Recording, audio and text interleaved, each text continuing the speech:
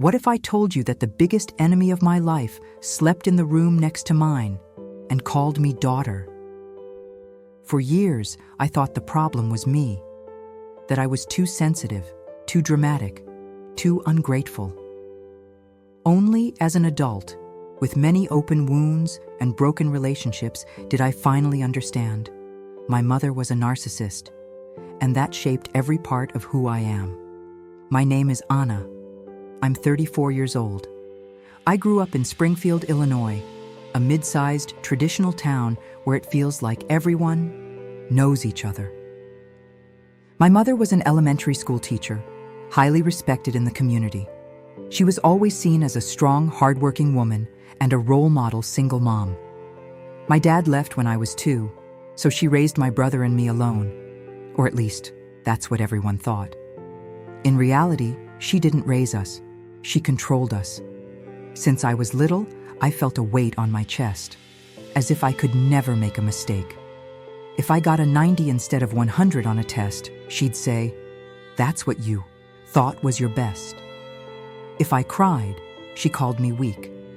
If I questioned anything, she'd say I was ungrateful, and that one day I'd understand how much she had suffered for me. I grew up not knowing what spontaneous affection was, what real support felt like. My mother offered me conditional love, only if I was perfect, which of course was never enough. In childhood, it started with those small comments, but over time, the control grew. She decided what I wore, who I hung out with, what I ate. And if I didn't obey, she played the victim. She'd go days without speaking to me, tell my brother I didn't love her, and cry in front of others saying she didn't know where she went wrong with me. When I was 7, I wanted to take ballet lessons. My mother told me my body wasn't suitable for dancing. She said it in front of the neighbor, laughed with contempt, never signed me up. Instead, she enrolled me in piano lessons because every decent family girl should know how to play. At 10, a friend invited me for a sleepover. I came home excited to ask permission, and my mom looked at me with disgust and said, "Sure, go. Take the chance to stay there since you like them more than me." I went, but I spent the whole night with a knot in my stomach. When I got back, she didn't talk to me for 2 days. At 13, I had my first crush, a shy boy from school. My mother secretly read a letter he had written in my notebook and tore it up in front of me. Said I was becoming one of those girls who throw themselves at the first guy who smiles. She called the school principal and accused the boy of harassing me. I became known as the daughter of the crazy teacher. I never spoke to him again. At 15, I tried out for the school play. I was chosen for the lead role, but my mother showed up at school and demanded I drop out. Said my priority should be my studies. At home, she made me repeat for an hour, "I am disciplined. I am not a frustrated artist." At 16, I started having anxiety symptoms, shortness of breath, shaking, insomnia. She said I was being dramatic, that I just wanted attention. She refused medical help. Only after I fainted at school was I taken to the hospital. The psychologist on call suspected emotional abuse. When my mom found out, she said it was ridiculous and that they were putting ideas in my head.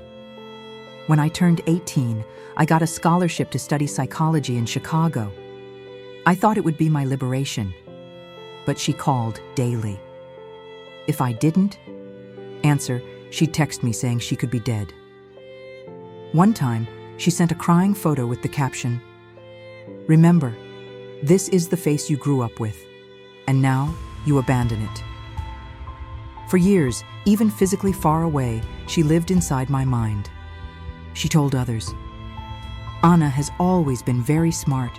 She just doesn't know how to show love." This painted a picture of her as the loving mother and me as the cold daughter. She created versions of reality where she was always the martyr. All my relationships ended due to her interference. She'd befriend my boyfriends, then slowly poison them against me. Said I was difficult, unstable, and told me they were just using me. I ended up believing her, pushing them away, closing myself off. It was a never-ending cycle. The turning point came when I was 27. I was engaged, an amazing man, balanced, kind. For the first time, I felt seen. When we announced our engagement, my mother threw a fit, said he only wanted my money, that he was weak, that I was being stupid.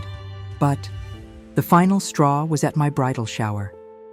She made a speech to all the guests and said, "I hope this man loves Anna more than I did, even with all her flaws." There was an awkward silence. I forced a smile. But that day, I cried in the bathroom for half an hour, and I realized she would never stop. She called crying, saying she had taken a test and might have cancer. I dropped everything and rushed back to Springfield.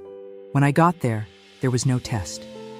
She looked at me and said, "I needed you. Here, you only show up when I'm dying."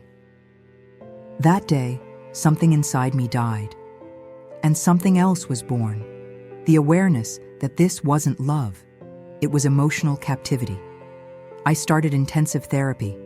For the first time, I heard the words, narcissistic abuse. I dove into online content, found channels that described my life, connected with other survivors. I had panic attacks, had to relearn how to trust myself, to make decisions without thinking, what would my mom say? I had to learn to like my own voice, to look in the mirror without hearing her criticisms in my mind. She tried to sue me, said I was abandoning her emotionally, created a narrative that I was a mentally unstable daughter who had joined a cult. Even my mother-in-law got messages from her saying, "Be careful, she's fragile and will ruin your son." Still, I stood firm, moved to a new city, created distance, built my own family. Today, I have a 3-year-old daughter, and I made a promise to myself. I will never make her feel like she has to change to be loved. Today, I understand that what I went through has a name, that I'm not weak or ungrateful. I was a child emotionally neglected by a narcissistic mother, and that shaped my self-esteem, my relationships, and my view of the world. But I also understand that the responsibility for healing is mine, and I chose not to repeat the cycle with my daughter. If you grew up with a mother who made you doubt your own reality, who blamed you for everything, who made you feel small, know this: you are not alone. You're not crazy. You're not ungrateful. You didn't exaggerate. You survived. Comment below if you've lived something similar. Let's build a support network. Share this video with someone who needs to know they are not alone.